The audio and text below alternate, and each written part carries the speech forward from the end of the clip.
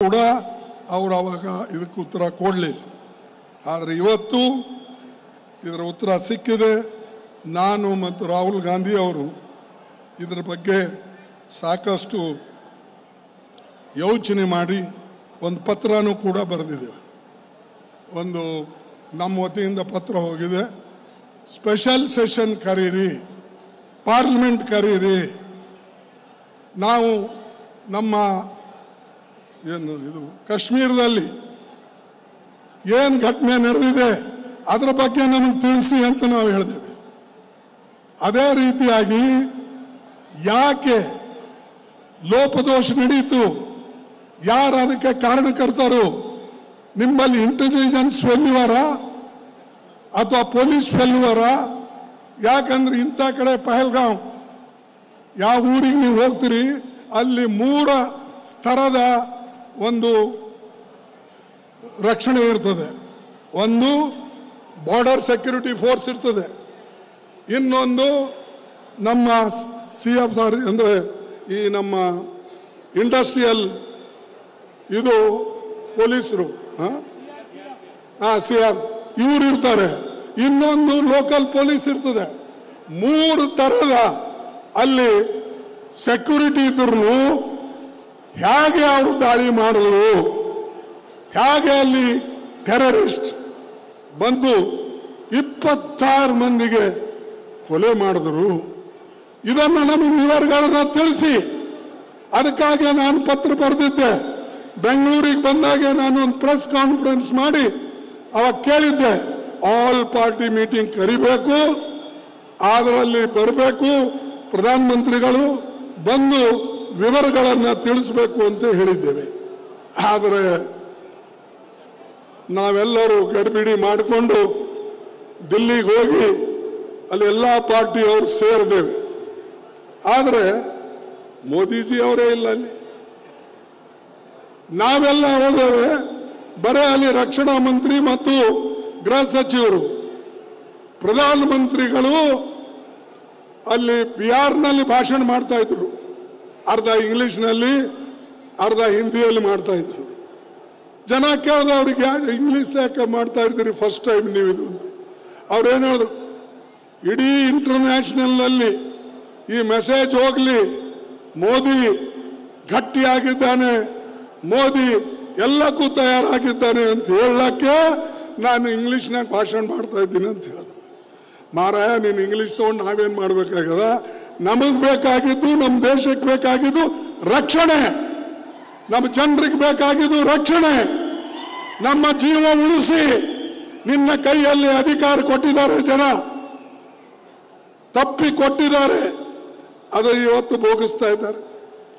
ಇವತ್ತೇನಾಗಿದೆ, ಇವ್ರ ಕೈಯಲ್ಲಿ ಅಧಿಕಾರ ಕೊಟ್ಟು ಎಲ್ಲನೂ ಕೂಡ ಇವತ್ತು ಒಂದಕ್ಕೊಂದು ಗಗನಕ್ಕೆ ಕಿಮ್ಮತ್ಗಳು ಏರಿವೆ.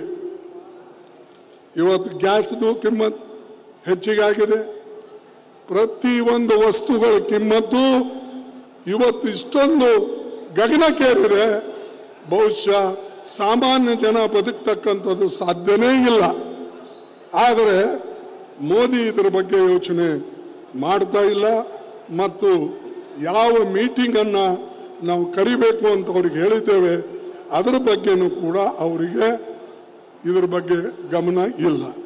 ಅದಕ್ಕೆ ನಾವು ಹೇಳಿದ್ದೇವೆ, ನಮಗೆಲ್ಲ ಮೀಟಿಂಗ್ ಕರೆಸಿ ಅವರೇ ಗಾಯಬಾದರು, ಅವರೇ ಇರಲಿಲ್ಲ. ಅಟ್ಲೀಸ್ಟ್ ಇನ್ನು ಮುಂದಾದರೂ ಕೂಡ ಇಂಥ ಘಟನೆಗಳು ನಡಿಬಾರದು. ಯಾವಾಗ ದೇಶದ ರಕ್ಷಣೆ ಪ್ರಶ್ನೆ ಬರ್ತದಂದ್ರೆ ಆವಾಗ ನಾವೆಲ್ಲರೂ ಒಂದಾಗಿರ್ಬೇಕು. ದೇಶ ಮುಖ್ಯ, ಆಮೇಲೆ ನಿಮ್ಮ ಧರ್ಮಗಳು, ಆಮೇಲೆ ನಿಮ್ಮ ಪಾರ್ಟಿಗಳು. ಅದನ್ನು ಬಿಟ್ಟು ಎಲೆಕ್ಷನ್ ಭಾಷಣ ಮಾಡ್ಕೊಂಡು ಅಡ್ಡಾಡ್ತೀರಿ ಅಂದರೆ ನಾವೇನು ಹೇಳಬೇಕು? ನಿಮಗೆ ದೇಶದ ಬಗ್ಗೆ ಪ್ರೀತಿ ಇದೆ ಅಂತ ಹೇಳೋಣ, ಅಥವಾ ದೇಶಕ್ಕೆ ಏನು ಸಂದೇಶ ಕೊಡಬೇಕು ಅಂತೇಳಿ ನೀವು ಹೇಳಿದ್ರಿ, ಅದು ಸಾಧ್ಯನಾ? ಅದಕ್ಕೆ ಬಂಧುಗಳೇ, ನಾನಿವತ್ತು ತಮ್ಮೆಲ್ಲರಿಗೆ ಕೇಳ್ಕೊಳ್ತಕ್ಕಂಥದ್ದಿಷ್ಟೇ, ನೀವೆಲ್ಲರೂ ಒಂದಾಗಿ ಒಕ್ಕಟ್ಟಾಗಿ, ಮತ್ತು ಇಂಥ ಬೆಲೆ ಏರಿಕೆ, ಅನ್ಎಂಪ್ಲಾಯ್ಮೆಂಟು ಇವೇನಿವೆ, ಅಥವಾ ಫರ್ಟಿಲೈಸರ್ ಏರಿಕೆ, ಇದು ಗ್ಯಾಸು ಪೆಟ್ರೋಲು ಎಲ್ಲ ಮೊದಲಂತೂ ಹೇಳ್ತಿದ್ರು ಮೈ ಅಗರ್ ಆऊंगा मुझे अधिकार दो मैं आप लोगों को 500 रुपए में गैस दूंगा ಈಗ ಎಷ್ಟಿದೆ ಗ್ಯಾಸ್ ಕಿಮ್ಮತ್ತು 850 ಮೊದಲು ಹೆಚ್ಚಿತ್ತು ಮನಮೋಹನ್ ಸಿಂಗ್ ಅವ್ರ ಕಾಲದಲ್ಲಿ 480 ರೂಪಾಯಿ ನಮ್ಮ ಸರ್ಕಾರ ಒಳ್ಳೆಯದು ಅವ್ರ ಸರ್ಕಾರ ಒಳ್ಳೆಯದು ಹೇಳಿ ಮತ್ತು ಆವಾಗ ಕ್ರೂಡ್ ಆಯಿಲ್ ಬೆಲೆ ಎಲ್ಲಕ್ಕಿಂತಲೂ ಜಾಸ್ತಿ ಇತ್ತು ಈಗ ಅದರ ಬೆಲೆ ಕಮ್ಮಿ ಆಗಿದೆ ಆದರೆ ಪೆಟ್ರೋಲು ಮತ್ತು ಡೀಸೆಲ್ ಬೆಲೆ ಕಮ್ಮಿ ಆಗಬೇಕಲ್ಲ ಅದನ್ನು ಬಿಟ್ಟು ಅದರ ಬೆಲೆ ಏರಿಸ್ತಾ ಇದೆ 34 ಲಕ್ಷ ರೂಪಾಯಿ 34 ಲಕ್ಷ ಕೋಟಿ ಈ ಒಂದು ಇಷ್ಟೊಂದು ದುಡ್ಡ ಬಡವರ ಹತ್ರ ಸುಲ್ದಾರೆ ನಮ್ಮ ರಾಜ್ಯದಿಂದ ಸಿದ್ದರಾಮಯ್ಯನವರು ಕೊಡ್ತಕ್ಕಂಥದ್ದು ಕೇಂದ್ರ ಸರ್ಕಾರಕ್ಕೆ 4,50,000 ಕೋಟಿ ಕೊಡ್ತಾ ಇದ್ದಾರೆ ಅವ್ರಿಗೆ ಸಿಗ್ತದೆ ಅಷ್ಟು 50,000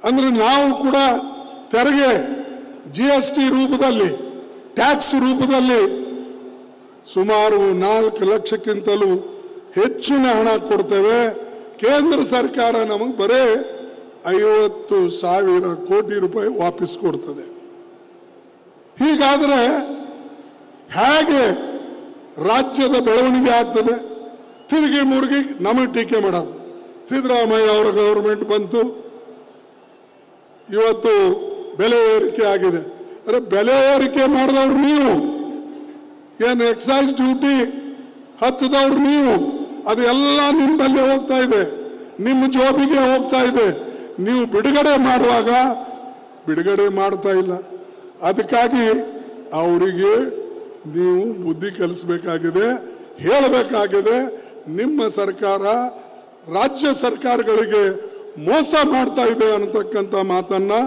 ಇವತ್ತು ನೀವು ತಿಳಿಸಬೇಕಾಗ್ತದೆ